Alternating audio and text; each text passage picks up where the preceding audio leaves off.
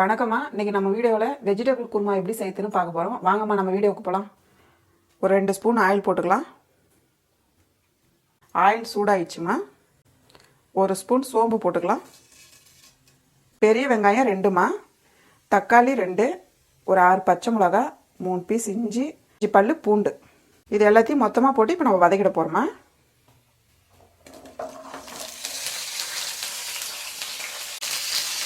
கொஞ்ச நேரம் நல்லா வதக்கி விடுங்க.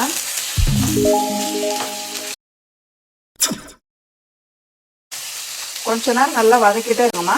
இந்த மாதிரி பெரிய சைஸாகவே கட் பண்ணி போட்டுக்கோங்க. ஏன்னா நம்ம மிக்ஸி ஜாரில் அரைக்க தான் போகிறோம். பாருங்கம்மா, வதங்கினது போதும். நம்ம ஸ்டவ் ஆஃப் பண்ணிவிட்டு கொஞ்ச நேரம் ஆற வச்சு மிக்ஸி ஜாரில் அரைக்க போகிறோம்.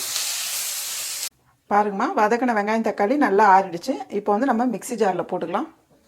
அப்படியே மிக்ஸி ஜாரில் ஆட் பண்ணிக்கோமா. பாருங்கம்மா, இது நல்லா அரைச்சி நைஸாக பேஸ்ட் ஆகிக்கிட போகிறோம். பாருங்கம்மா, வெங்காயம் தக்காளி நல்லா பேஸ்ட் பண்ணிட்டோம். இந்த அளவுக்கு பண்ணிவிடுங்க. இப்போ பாத்திரம் வச்சுக்கோங்கம்மா. ஆயில் ஒரு 3 ஸ்பூன் ஆயில் போட்டுங்க. குருமாவுக்கு ரொம்ப தேவையில்லை ஆயில். எண்ணெய் காஞ்சிச்சுங்கம்மா. இப்போ கடுகு ஆட் பண்ணிக்கலாம். 1 ஸ்பூன் கடுகு போட்டுருங்க. 2 பிரியாணி இலை போட்டுக்கலாமா. ஒரு பட்டை போட்டுக்குங்க. ஒரு ஸ்டார் பூ, 2 லவங்கம், ஒரு ஏலக்காய், 2 பெரிய வெங்காயம் பொடியை நறுக்கியிருக்கம்மா. இதை ஆட் பண்ணிக்கலாம். வெங்காயம் நல்லா வதக்கி விடுங்கம்மா. கொஞ்சம் நேரம் ரொம்ப முருகலாக வதங்கணும்னு அவசியம் இல்லை. இது குருமா தான். மீடியமாக வதங்கினா போதும். கறிவேப்பிலை தேவையான அளவுக்கு போட்டுக்குங்க. கொஞ்ச நேரம் வெங்காயம் நல்லா வதக்கி விடுங்க. பாருங்கம்மா, கொஞ்ச நேரம் வெங்காயம் நல்லா வதங்கிடுச்சு. இந்த டைமில் தக்காளி ஆட் பண்ணலாம். 2 தக்காளி கட் பண்ணி வச்சுருக்கோம்மா. பொடியை நறுக்கிடுங்க. 1 கப்பு பீன்ஸுங்கம்மா. இதையும் ஆட் பண்ணிக்கோங்க. Carrot 1 cup. எல்லாமே பொடியை நறுக்கிடுங்கம்மா. உருளைக்கிழங்கு 1 கப்பு. உருளைக்கிழங்கு ஒரு கொஞ்சம் பெரிய சைஸாகவே கட் பண்ணிக்கோங்க. அது ரொம்ப பொடியை தேவையில்லை. எல்லாம் போட்டு நல்லா மிக்ஸ் பண்ணிவிடுங்க. கொஞ்ச நேரம் காயெல்லாம் நல்லா வதங்கட்டும். பாருங்கம்மா, காயெல்லாம் கொஞ்ச நேரம் வதங்கிடுச்சு. மூக்கடலை 3 மணி நேரம் ஊற வச்சு வேக வச்சு வச்சுருக்கேன். இதையும் ஆட் பண்ணிக்கலாம். வேக வச்சு தான் போடணும், அப்படியே போடக்கூடாது. வதக்கிட்டு இப்போ மசாலாலாம் ஆட் பண்ணிக்கலாமா. மிளகாய் தூள் 1/2 ஸ்பூன் போட்டுங்கம்மா. மல்லித்தூள் 1/2 ஸ்பூன், கரம் மசாலா 1/2 ஸ்பூன், சீரகத்தூள் கொஞ்சமாக, மஞ்சள் தூள் 1/2 ஸ்பூன். எல்லாம் போட்டு நல்லா மிக்ஸ் பண்ணி விடுங்க. பாருங்கள், மசாலாலாம் நல்லா காயில் நல்லா மிக்ஸ் ஆகிடணும். இப்போ இந்த டைமில் நம்ம அரைச்சி வச்சுக்கிற பேஸ்ட் ஆட் பண்ணிக்கலாமா.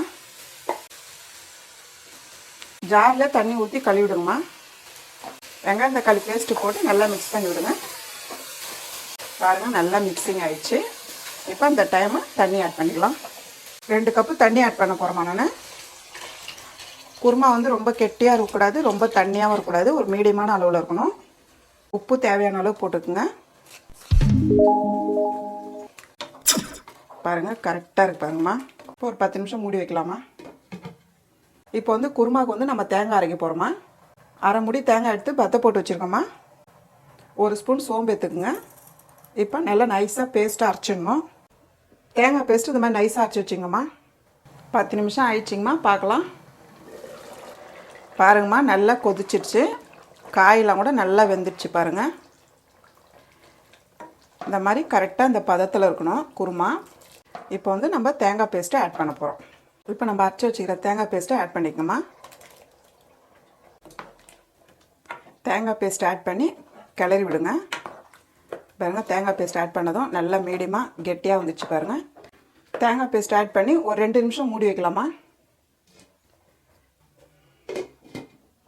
2 நிமிஷம் ஆயிடுச்சிங்கம்மா. பார்க்கலாம். பாருங்கள், தேங்காய் பேஸ்ட்டு போட்டு 2 நிமிஷம் கழிச்சு எவ்வளோ நல்லா இருக்கு பாருங்கள். நல்லா சூப்பராக இருக்கு பாருங்கம்மா. குருமா வாசனை கமன்னு வருது எனக்கு.